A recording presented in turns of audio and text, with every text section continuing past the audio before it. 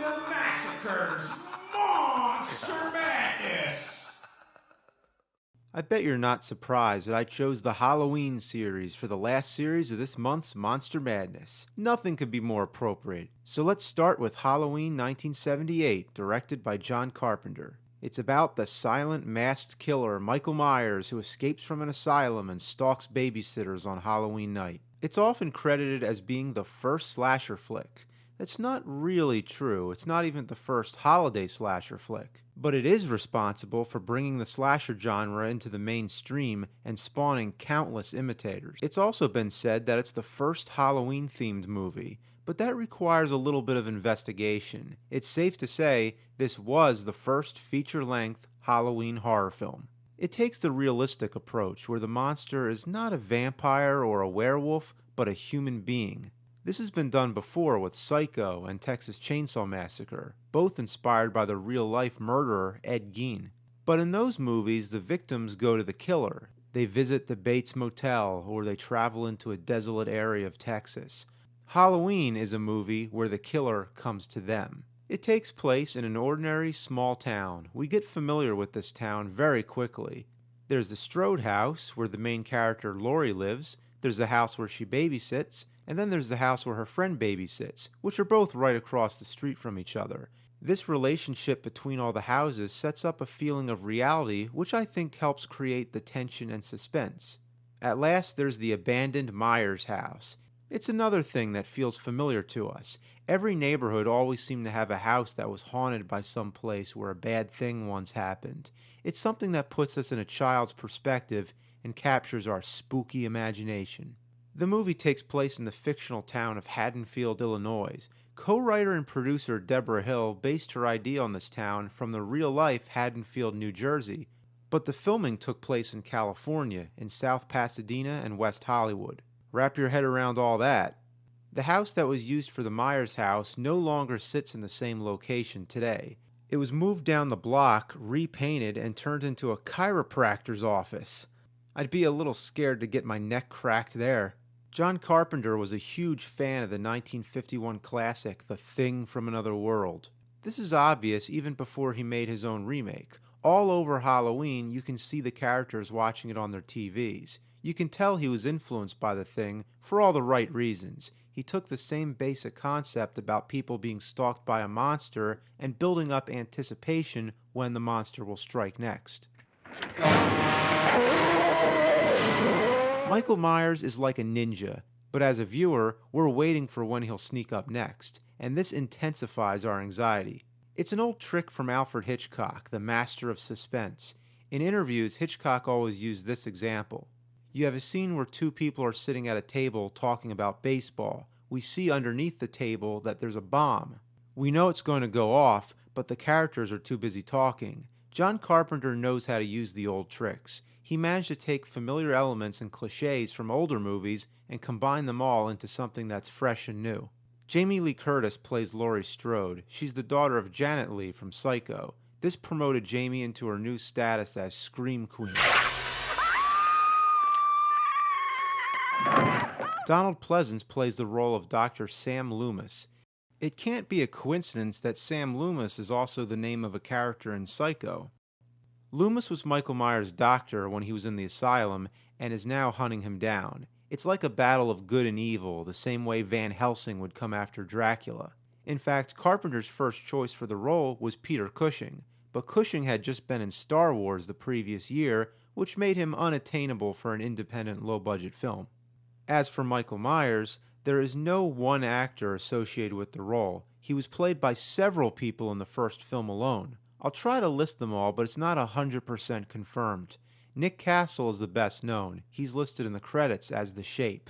He played Michael through the majority of the film. Then there's Tony Moran, who is used for the unmasking scene. Whenever Michael was destroying something like smashing a closet, he was played by production designer and co-editor Tommy Lee Wallace.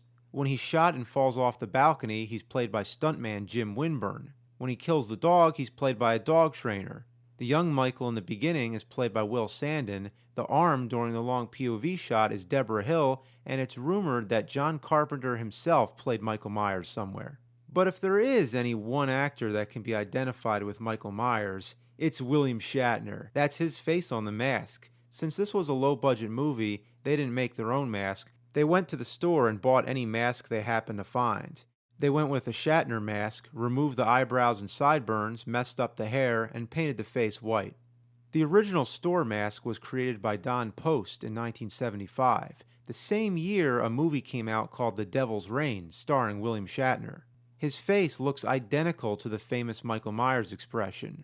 The Don Post mask was said to be labeled as a Captain Kirk mask, though it's rumored that the life cast was taken from Shatner on the set of The Devil's Reign.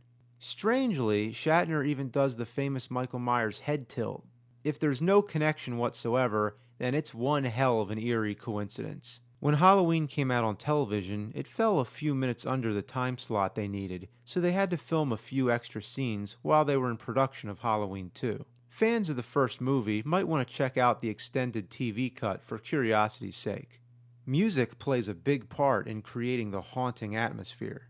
It was composed by John Carpenter. Without this music and shrieking sound effects, it probably wouldn't be as scary. I think part of the reason it's so scary is because it starts out kind of slow. It lets your guard down, it builds up, and then it hits you in the face. I think there are many boring scenes in the first half, like when the girls are walking around and talking. Except for Laurie, they act so ditzy and use the word totally way too much. Totally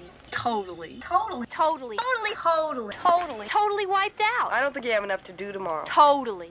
Some of the dialogue is downright awful, but it's hilarious, and in the long run, it makes the ending more terrifying because you're not really expecting it. The final chase scene with Laurie is still one of the best of the slasher genre. The chase goes across the street back to the house she's babysitting and has multiple false endings. By the end, you're exhilarated, and it works with every repeated viewing.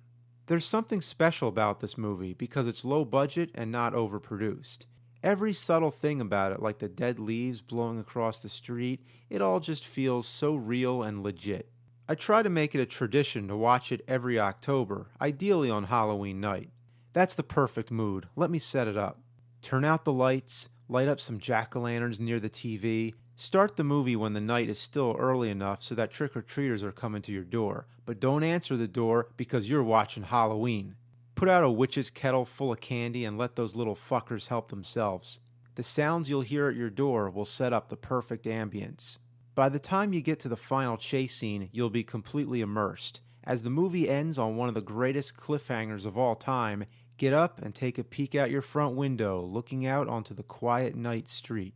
With the music filling the background and the sounds of Michael breathing, you'll swear he's out there somewhere. In the whole Halloween series, Halloween 2 is the only sequel that seems like it had a purpose of being made. The first one ended on a cliffhanger with Michael Myers on the loose. You can just hold that in your mind, that unresolved feeling that he's still out there. Or if you want closure to the story and you want to see what happens next, then you can watch Halloween 2.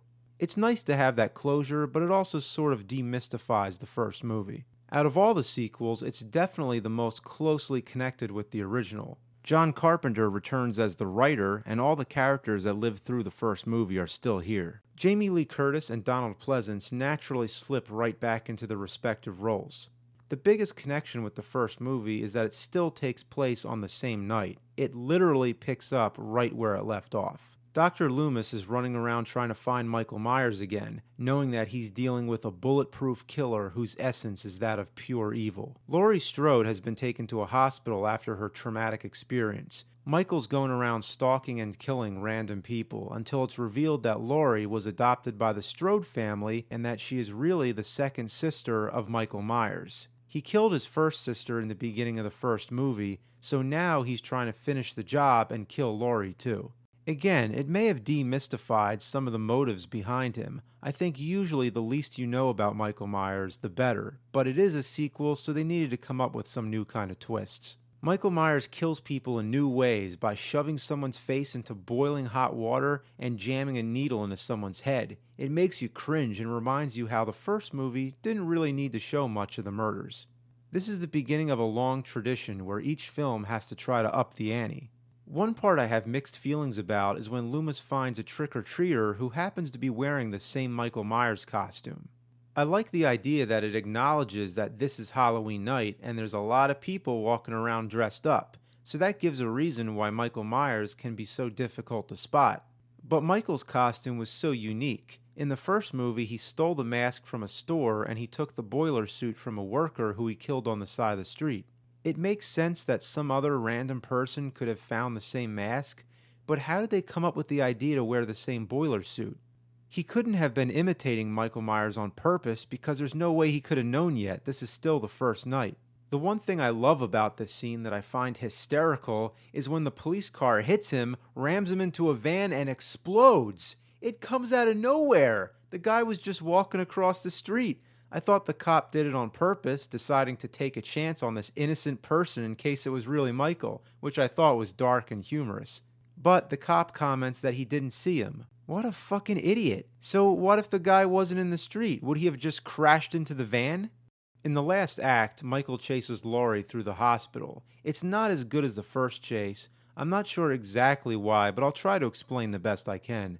I guess because it follows many of the same routines, like when Laurie bangs on the door for someone to let her in, and Michael slowly comes toward her. In the first movie, the fact that Michael takes his time is legitimately creepy, but now it feels like something's off. It feels like he should just hurry up if he wants to kill her. I know that would defy the rules if he ran, but it's a tricky subject. It goes all the way back to the Universal Mummy sequels in the 40s, when the mummy Karras would always follow people while literally dragging his feet. The mummy moves so slow, but somehow always manages to catch up to its victims. Since then, slow-moving killers have been common, like the zombies from Night of the Living Dead and subsequent slasher villains like Jason Voorhees. They tried to counteract this by raising the stakes. Laurie can't move as fast because of the injuries she took. They also changed the setting from a neighborhood to a hospital. I'm not sure if that helped any. I think it makes it less scary. Because we see Michael more often than we should. He's out in the open, walking down long hallways. It also seems like a hospital is a place where she should have been more safe. It doesn't have a solitary feeling like before. It's something about the setting and the pacing that made the first movie more frightening. The final showdown repeats the same formula with Loomis coming to the rescue. Except things take an unexpected turn. Michael stabs Loomis with a scalpel. Laurie shoots out Michael's eyes, blinding him. He comically swings the scalpel all over the place. He keeps swinging and swinging. This is the only part of the movie which I think is embarrassingly awful. Loomis turns on a gas valve and sacrifices himself by blowing the place up. We see Michael walking around on fire, which again brings to mind The Thing. But Michael doesn't get much further. The fire takes its toll and he burns to a crisp. The first time in his career that he's been indisputably dead. It's a good sequel, just not as good as the first. It looks like they tried. They really tried, but it proved to be impossible to catch the same creative lightning twice. John Carpenter left the series and moved on to other projects, which were much better choices. Now, let's talk about Halloween 3. You understand, with Monster Madness, I do one review a day till the end of the month. But we don't have that many days left, so my first instinct was to drop Halloween 3 altogether because it's not really part of the same series. It was meant to take Halloween in a new direction as an anthology series with a different Halloween story each time. But everyone was confused why it had no connection with the previous films other than the parts where you see the original Halloween playing on the TVs. This movie was so hated and misunderstood that I included it in a video I made called Top 10 Sequels That Aren't As Bad As Everyone Says. I might as well just use the same clip, so if you haven't seen it before, you can see it now. Check it out. Halloween 3, Season of the Witch. I have not once ever heard anyone criticize this movie without focusing their entire criticism on the fact that Michael Myers is not in it. I'm surprised no one complains about Season of the Witch. There's no witches in the movie. Let me start off by saying the Halloween series should have ended right after 2. The last we see of Michael, he's a burning corpse. That's deader than he's ever been in the whole series. That should have been sequel-proof. So, they decide to take the series in a different direction and make it an anthology series, each with a different Halloween-themed story. Imagine all the things that could happen on Halloween. I think it would have been far more interesting if they continued in this direction instead of rehashing the same Michael Myers story over and over again. Yeah, looking back, with all the sequels that have come after it, it doesn't make sense to call it Halloween 3 anymore, especially when they stopped numbering the sequels after 5 anyway. And it's even more confusing for most people that the first 2 movies had Michael Myers. They both took place the same night and are very much like a two-parter, so the third movie sticks out like a sore thumb. So forget that it's a sequel to Halloween because it really isn't, and don't think of it as a slasher movie because it's not. It's about an evil mastermind who wants to return Halloween to its sacrificial origins. This is a guy who celebrates Halloween hardcore. Death scenes are really grotesque. Tell me this movie doesn't have balls. It shows kids getting killed. It uses Halloween as a consumer device, a corporate giant that literally devours all the children. It's a different kind of Halloween movie that should be appreciated in its own right. I think Halloween 3 was the best since the original because it was, well, original. The audience could not open their minds and only wanted Michael Myers. They only wanted the same thing over and over again. And that's what they got. Halloween 4, The Return of Michael Myers. One good thing I can say is that the opening credits scene is fantastic. It's all shots of a farmland with your average everyday Halloween decorations, which seem to be overtaken by a dark presence in the air. The appropriately colored orange titles seem to glow in contrast with the gloomy scenery. Rather than going for the conventional Halloween theme music, it uses a chilling atmospheric drone. It captures the pure spirit of the Halloween season. It is perfect. The premise is mediocre. Michael Myers apparently has been in a coma and strapped to a table for the past 10 years. Last time we saw him, he was burning to a cinder. They don't really explain it, they just shrug it off. Why are they keeping him alive anyway? As expected, Michael wakes up and begins killing people again to celebrate his 10-year anniversary of his last killing spree that infamous Halloween night in 1978. I would have liked the idea of Michael Myers being a creepy zombie. His flesh should be all burned off. I think it's really a missed opportunity to give Michael a new creepy look, but instead, he's the complete opposite of what you'd expect. He's too bulky and his shoulders are hunched up like a football player. It's also kind of funny how Michael needs to assemble the same costume again. The first thing he does is kill a mechanic and take his suit, then he goes into a store and steals another mask. Of course, you couldn't imagine Michael without the same white mask. It's iconic. But this time, it's so cheap looking. In the first movie, it looked kind of dirty, the hair was all mess, but now the hair is all straight and it doesn't work right. I can't really explain it, but the mask just doesn't seem genuine this time. Dr. Loomis is back again. Yeah, somehow he survived being blown to bits. You know what brought them both back? Box office dollars. That's what. But I'm glad he's back. Yeah, it's the same old shit. Loomis runs around trying to put a stop to Michael Myers and tries to convince the townspeople who are too stupid to remember what happened the first time. He doesn't have much new material to work with, but he plays it off serious and does a great job. Donald Pleasance is always great, and this movie is no exception. The best character in the whole movie is actually a guy who only has one scene. I'm talking about the whiskey-chugging reverend who Loomis hitches a ride with. This guy is awesome. Laurie Strode is the only major character that doesn't return. It's explained that she died, but they don't elaborate very much. She has a daughter named Jamie Lloyd who lives with her foster sister Rachel. They're both likable characters. Jamie becomes the main target for Michael Myers. The young actress Danielle Harris does a great job, especially during the chase scene. Like in the second movie, it addresses that there are other people who wear the Michael Myers costume, but it's taken a step further with a whole crowd of pranksters doing it as a joke. What idiots would play a joke on police officers hunting a mass murderer? Pretty funny, guys. You could have gotten yourself shot. Even regular people like hunters and truckers are trying to track down Michael.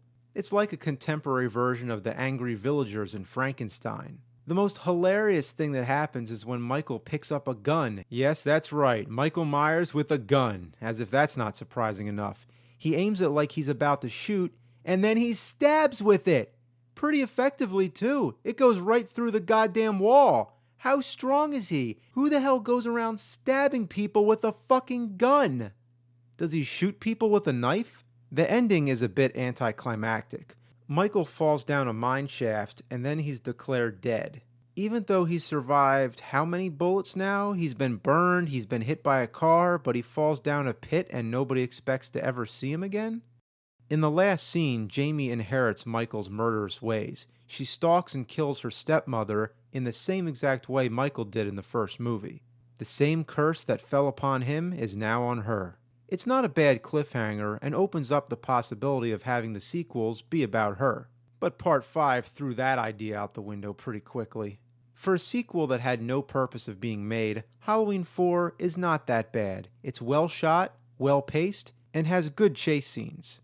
It's a flawed but satisfying 10-year anniversary to the first film. It felt like the occasion was right. They could have stopped right there. But oh no, they didn't wait long to make Halloween 5. After the financial success of Part 4, they rushed the next one into theaters no more than a year later, and it shows. The subtitle is The Revenge of Michael Myers. It's on all the posters, but not on the actual title screen. I'm not sure who he's getting revenge on anyway. It begins with a recap from Part 4, showing Michael being shot a gazillion times and falling down the mine shaft.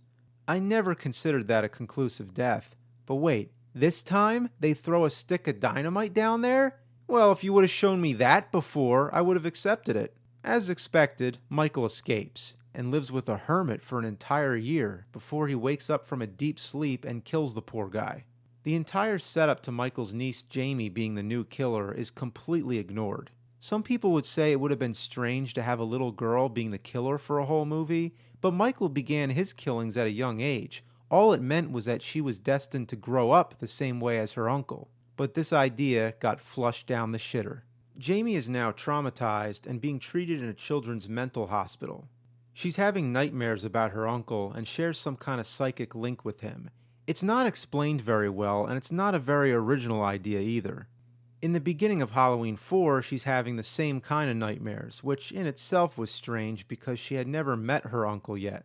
I guess it's all about the telepathic link, but it never really pays off. The whole movie we're supposed to root for her, and we do. Danielle Harris does a great job once again, but I still can't get out of my head that Jamie killed her stepmother. Are we supposed to forget about that?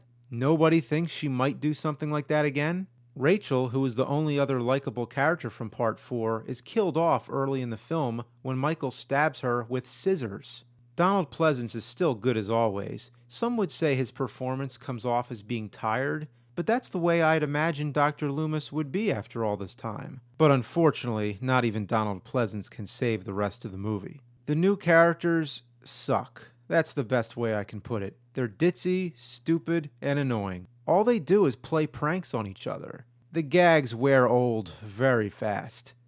It goes on and on and on. The cops show up just in time to save a girl from being stabbed by Michael Myers, but the mask comes off and it's just some dumb fuck playing a joke. The police officers are pointing guns at you and you think it's funny? Notice how after the cops realize it's a joke, they still never lower their guns. After this scene, we're given a false build-up where Michael Myers is closing in for a kill, but surprise, it's another prank. This time, it was extremely predictable because we've already seen it before. Also, I think it really starts to undermine Michael's true presence. When he's around, now we don't even care as much because it could just be some other trickster. It's all built around cliches. Once all the characters are disposed of, the focus goes back to Jamie and Michael Myers, and then the movie starts to salvage itself a little. I like the part where she's in the laundry chute and when Dr. Loomis is talking to Michael. But there's still many ridiculous moments, like when Michael chases Jamie in a car. Even when driving, he really takes his time. The final chase ends up at the Myers house, but now it looks absolutely nothing like it did in the first movie. What happened? It's just like the Frankenstein castle, always changing. Maybe it was a tribute. Let's talk about Michael a little bit. His mask looks way scarier than it did in Part 4, but I still disagree with the choice to use such a large man to play him. One thing unusual is that you actually see his true face, twice. The first time is in the beginning when he's in the hermit's house. It's a background shot, but you can clearly see him unmasked. The second time is a touching moment near the end when Jamie calls him uncle. He takes off his mask, and yes, it's kind of dark, but you can still see the face. I remember back in the day, I used to pause this shot to get a good look. The VHS version must have been darker because back then I couldn't see a thing. The close-up of his eye shedding a tear is strange because his eyes were shot out in part 2, and after all the abuse he's been through, I don't think he should have looked so perfect. Then you see another shot where you can briefly see his face in the light. He looks just like an ordinary guy.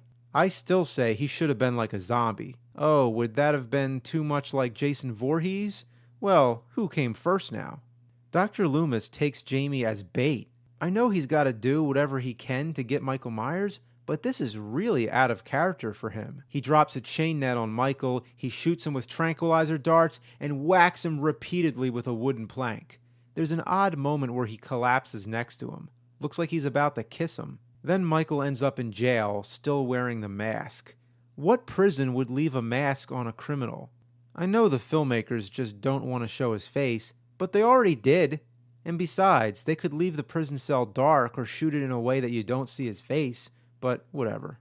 A guy in black approaches the jailhouse. Now, let me back up and explain. All throughout the movie, we've seen this guy walking around. He's never been identified.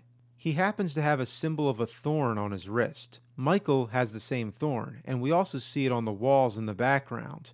What does it mean, and should we even care? So this guy in black breaks into the cell. We see his silhouette in the window, which would have been more appropriate for Dick Tracy. Jamie walks into the blown-out prison room completely unattended and finds that Michael is on the loose again, and that's the end. I don't think there was any reason to end the movie this way. When Michael was sitting in that cell, the police officer said that they'll keep him there till he dies. That is chilling enough and would have been a fine way to close the movie. It would have left open the possibility of a sequel, but by having him break out made it more sudden and urgent. Now there has to be a sequel. Who's the guy in black? There were thoughts that maybe it was Michael's twin brother, but nobody knew, not even the writers. Seriously. So if they didn't have a good plan, what was the point of opening the lid? Since we know how they abandoned the last cliffhanger, why should we even give a shit about this one? Halloween 5 is one of the weaker sequels. This is the first of the series that I simply don't recommend. 6 years after Halloween 5's ambiguous cliffhanger comes along Halloween, The Curse of Michael Myers. The Curse of Michael Myers. Yes, you've finally done it. You have completed the pattern of Pink Panther sequel titles. 4 was Return, 5 was Revenge, and 6 was Curse. Granted, they sounded like horror movie titles to begin with, but the Pink Panther connection is awesome and hilarious. One of the original working titles was Halloween 666. It's the last of a trilogy of continuity with 4, 5, and 6, which all center around the character Jamie Lloyd. In fact, fans refer to this as the Thorn Trilogy because of the weird thorn symbol. I'll always call it the Pink Panther Trilogy. There's 2 versions of this movie, the producer's cut, which currently only exists as a low-quality bootleg, and the theatrical cut, which is the version most people have seen. After a 6-year hibernation, Halloween fans were really looking forward to this one because of the loose ends that 5 left us. Who's the guy in black? What's the thorn symbol mean? These were questions that we'd hope 6 would answer. Well, we got answers, and more questions. Let's talk about the original producer's cut. Michael Myers' niece Jamie is now a teenager. She's been abducted by some cult and is giving birth. She escapes with the kid and is chased by Michael Myers. We already know that Michael wants to kill all surviving members of his family. That's what he does. So the baby is clearly the next target. That makes enough sense. Meanwhile, the Strode family who had adopted Laurie are now living in the Myers house, and Tommy Doyle, who was the kid who Laurie babysat in the first movie, now happens to be living across the street. Haddonfield is one strange place. The first time we see Tommy, he's spying on a half-naked woman with a camera. Isn't that a great way to introduce the hero of the movie, to make him into a pervert? Tommy speaks in the same emotionless tone and blank stare the whole movie. He sucks. Young Danny Strode is seeing visions of the man in black who orders him to kill. We can assume this is the same thing that happened to Michael Myers as a young boy. After all, I think it's supposed to be the same bedroom. But they don't follow up on it. Danny never becomes the new Michael Myers or anything like that. Donald Pleasence is back as Dr. Loomis, retired from his life work of pursuing Michael Myers. But soon he becomes aware that Michael's returned to Haddonfield and begins once again going around delivering his pure evil speech. He doesn't have much to do, but it's nice to see him back one last time. Michael follows Jamie to a farmhouse and stabs her, only to find that she's hidden the baby. Tommy Doyle finds the baby in a bathroom and takes him, naming him Stephen. The big question is, who is the baby's father? You don't want to know. We'll get to that soon. Well, Jamie dies in the hospital eventually, just so you know. Alright, Tommy dumps the whole backstory of Michael Myers on Mrs. Strode, who he was spying on half naked earlier. He explains that the sign of the thorn appears in the constellations during Halloween. It signifies a druid curse that spreads famine and disease. It could only be stopped by a sacrifice of an entire family. So, Michael Myers is under the influence of a sacrificial cult, and that's why he's trying to kill the rest of his own bloodline. Okay, so that explains why he kills people. I got that, but it still doesn't explain why he's immortal and why he kills almost everyone he meets. Not a very efficient killer, is he? And let's not forget, not only is he trying to kill Jamie and the baby, he's trying to kill the whole Strode family because they're living in his old house. And it's just a goddamn coincidence that they happen to have been the foster family of his sister Lori. There is too much going on. The only thing I like is that they tried to link it to the creepy sacrificial origins of Halloween. It's the first time that's been attempted since Halloween 3. But overall, the idea of Michael Myers being reduced from a mysterious killer that acts on his own will to being a pawn of a cult is a terrible idea. He was more frightening when he was his own entity killing people for no explained reason. In the first movie, when Dr. Loomis explains that he's pure evil and has the devil's eyes, that's all you ever needed to know. Giving him all this backstory and making someone else in control of him flat out ruined the whole thing. The Man in Black is finally revealed to be the leader of the cult and is actually Dr. Wynn, who is an old colleague of Dr. Loomis. He was a minor character in the first movie, so it's another attempt to connect it with the original. Now, let's talk about the baby. Who's the father? You really want to know? Well, guess what? It's Michael Myers. Michael Myers impregnated his own teenage niece. What kind of sick, fucked up idea is that? And why did the cult make him rape her? What did they accomplish by creating a new inbred relative to Michael Myers only for him to kill? If he wanted to kill off the last of his bloodline, he should have killed Jamie right there, not have sex with her. It doesn't make any sense. During the last act, Michael Myers is downplayed. He doesn't kill anybody, he doesn't do anything, he just stands around, just a tool for the Thorn cult.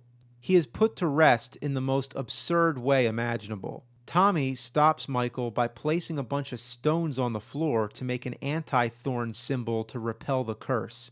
This renders Michael motionless, standing in place like a statue. And that's it.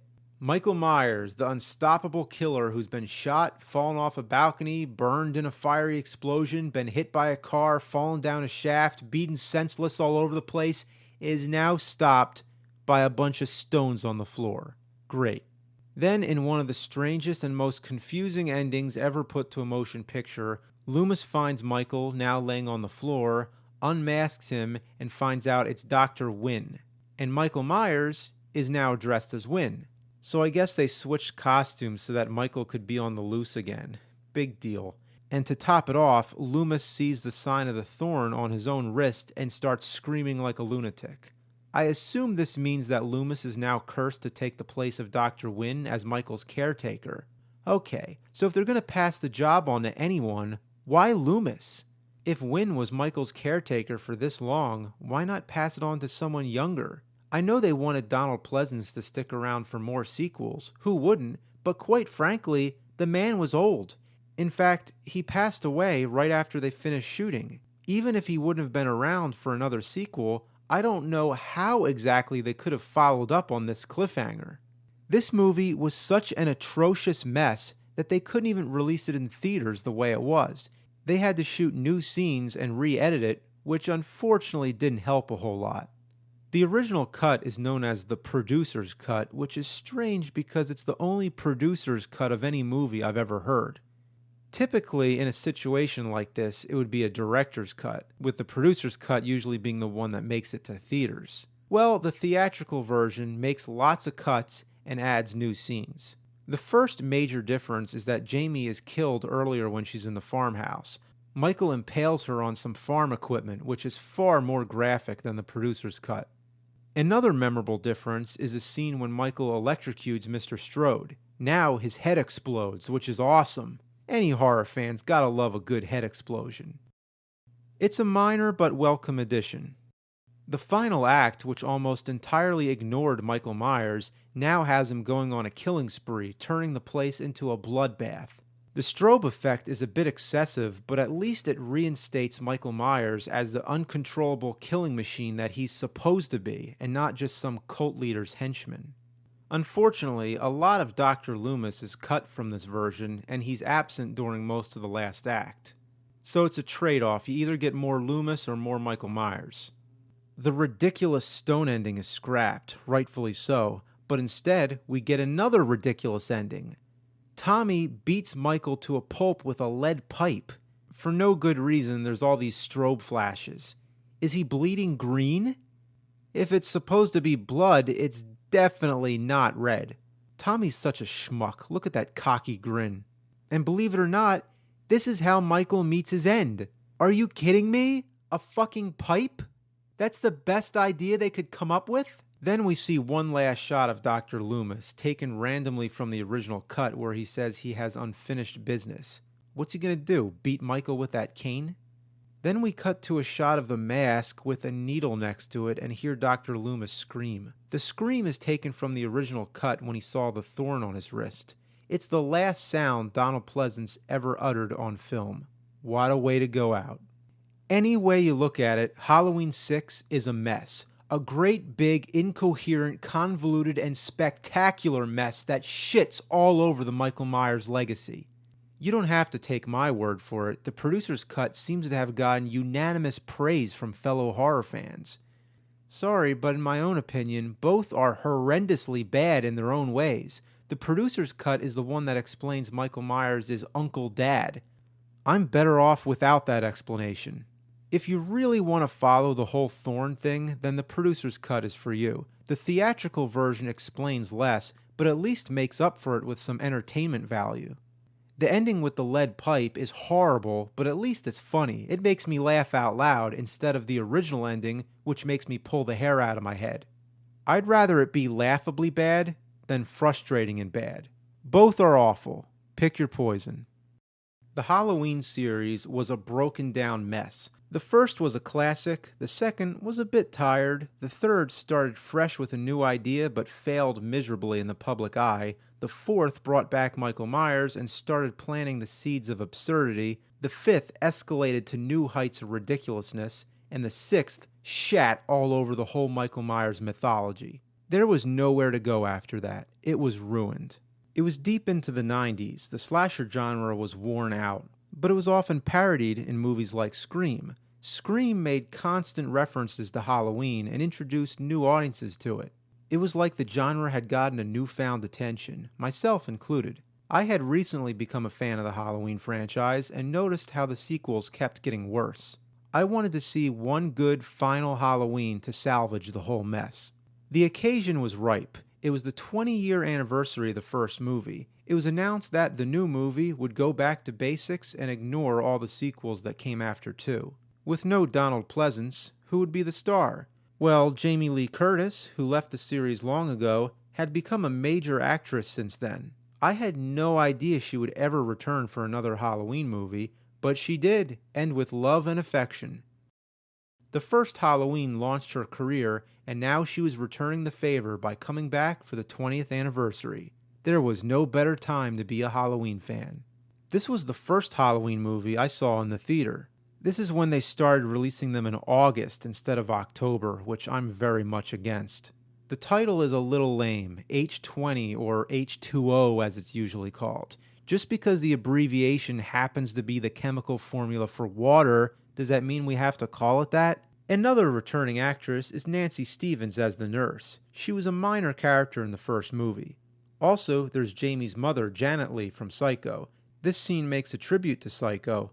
That's the same car, and the music sounds very similar. Rather than taking place in Haddonfield with a suburban town setting, it takes place in Northern California at a high school.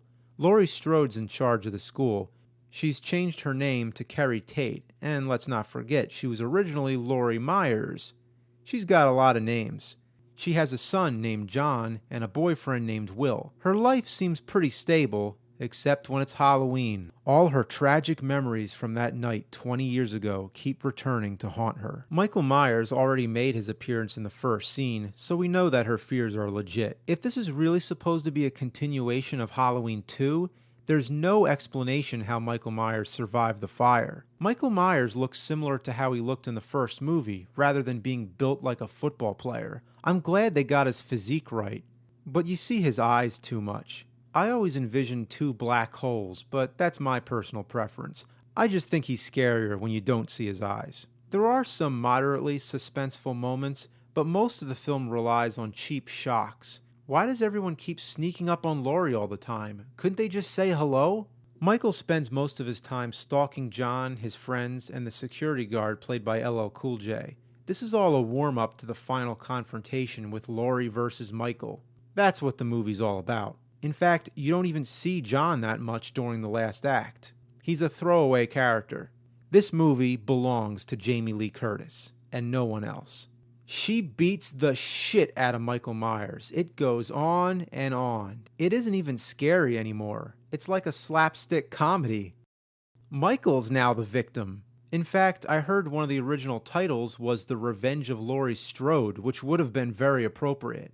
Yeah, there's nothing scary about it, but it has a triumphant feel. When I saw it in the theater, people were cheering. It felt great to see Laurie have her revenge. She's tired of hiding, she's tired of running, now it's time to kick ass. It's time to put Michael Myers down for good. This gang-raped, bitch-slapped, broken-down mess of a series had to end. Let's fucking end it for good. There's a false ending where Michael's body's taken into an ambulance. We know what's going to happen. The ambulance is going to drive off. Michael's going to wake up and kill the driver. Yeah, just another predictable cliffhanger. Oh, wait.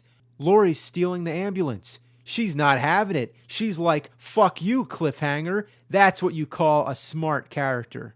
Michael wakes up, but she's ready. She hits the brakes, smashes him through the windshield, runs him over, and traps him between the vehicle and a tree. In a touching moment, brother and sister reach for each other, and then Laurie cuts his fucking head off. The reaction in the theater was priceless. Everybody was applauding.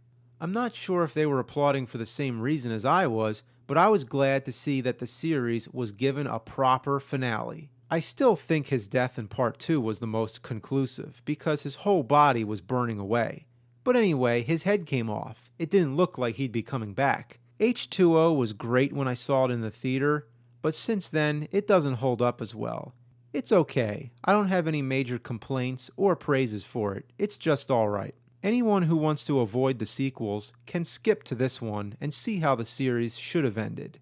I repeat, should have ended. H2O put a nice cap on the series, but it didn't take long before another sequel came along to open the lid again. Halloween Resurrection. With a cliché title like that, who could take it seriously? Last time we saw Michael Myers, he was decapitated, but they'll do anything to bring him back for some more bucks, even making an explanation that it wasn't him who was decapitated. It was a paramedic who Michael had switched costumes with, but not before grasping his throat, rendering him speechless. So Laurie had accidentally killed the wrong guy. It drove her insane, and now she's in a mental hospital. Yep, that's Jamie Lee Curtis back for one last time. She's killed no more than 15 minutes into the film. Somehow, I feel relieved, as if she's officially calling it quits in hopes that the filmmakers would be inspired to do the same. It's sort of another tribute to her mother Janet Leigh in Psycho, whose character was abruptly killed off early in the film. 2 TV producers, played by Busta Rhymes and Tyra Banks, are running an internet reality show where 6 college students have to spend a night in the former Myers house. Digital cameras are placed around the house, and head cams are attached to all the people. The head cams were actual running cameras. Even though the movie was shot on film, they often used the digital footage to show the characters' POVs. The whole reality horror thing had started with the last broadcast and exploded into the mainstream with the Blair Witch Project, so it was all the craze at the time, plus the booming technology of internet video. I can't blame them for wanting to take this step with the Halloween franchise.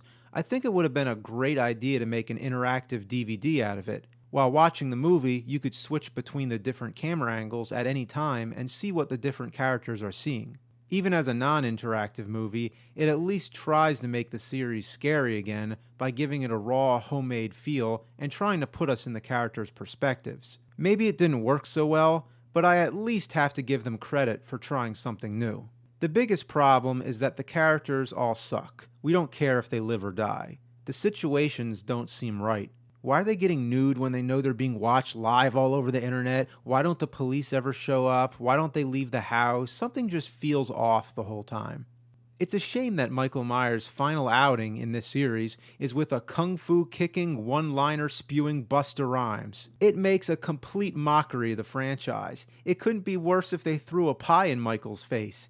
There's a part earlier when Busta Rhymes is dressed as Michael Myers, trying to scare the people in the house, but he runs into the real Michael Myers and thinks it's another person stealing his act. There's something incredibly funny about Busta Rhymes shouting in a Michael Myers costume. The ending has Michael burned, but then he gets up again, leaving us on another bullshit cliffhanger. Out of the whole Halloween series, I have the least amount of feelings for this one. I didn't see it in theaters and pretended it didn't exist. It wasn't until much later when I finally broke down and watched it. It's entertaining at least. I just wish the series could have ended with H2O, but instead, this is the one we're stuck with as the final film of the series. Happy Halloween! I finished reviewing the entire Halloween series, but I have one day left, so I might as well talk about the 2007 remake and sequel, both directed by Rob Zombie.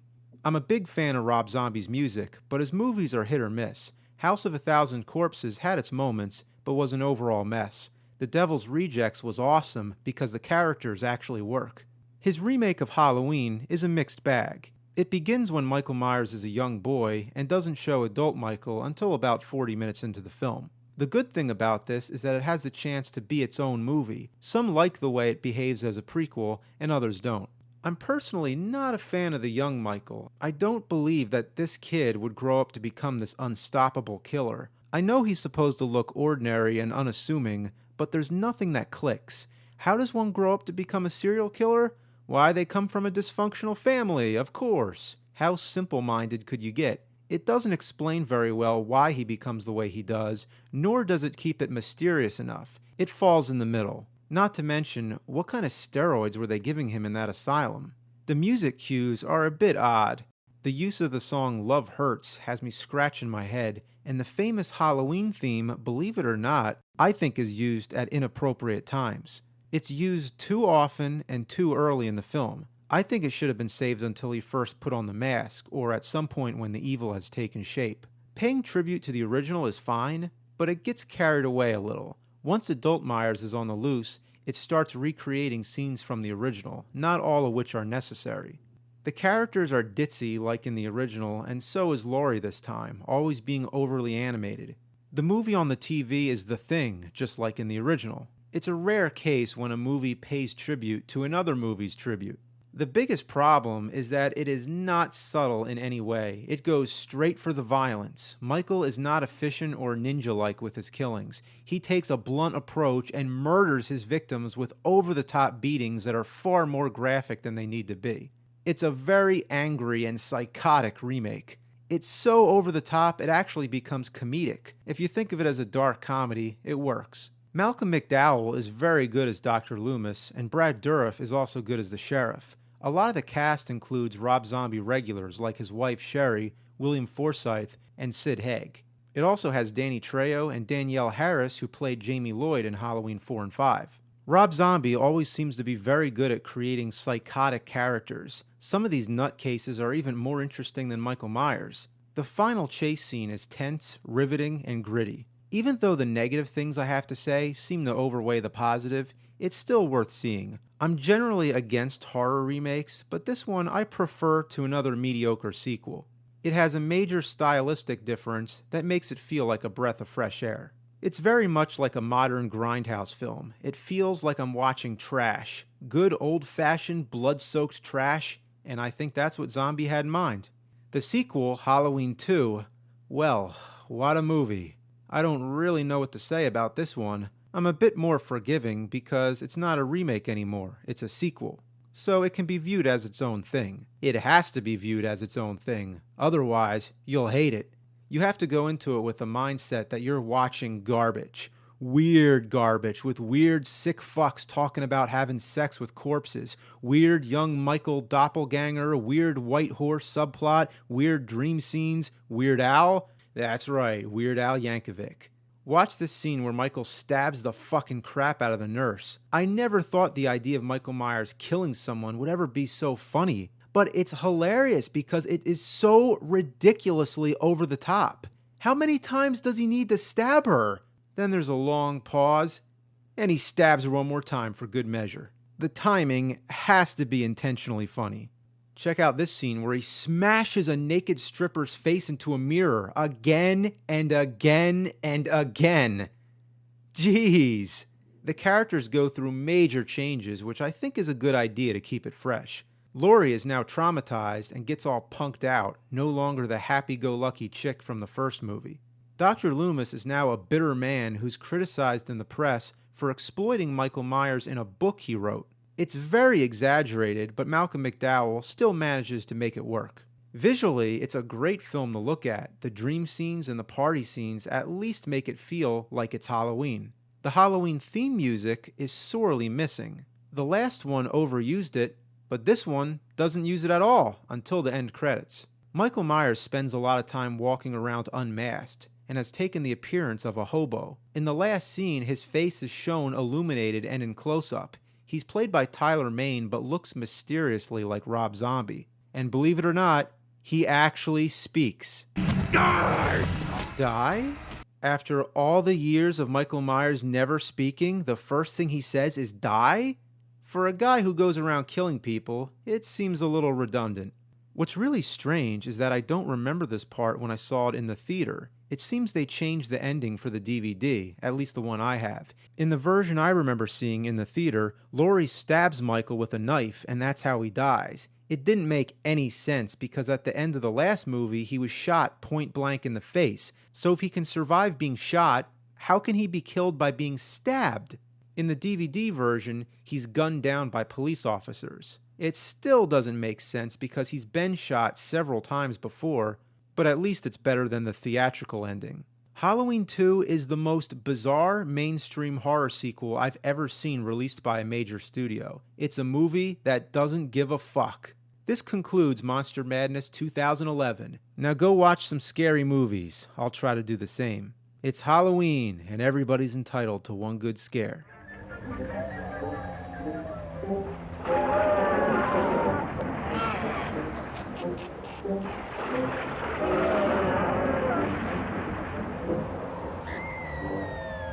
It's Cinemassacre's Monster Madness. Happy fucking Halloween!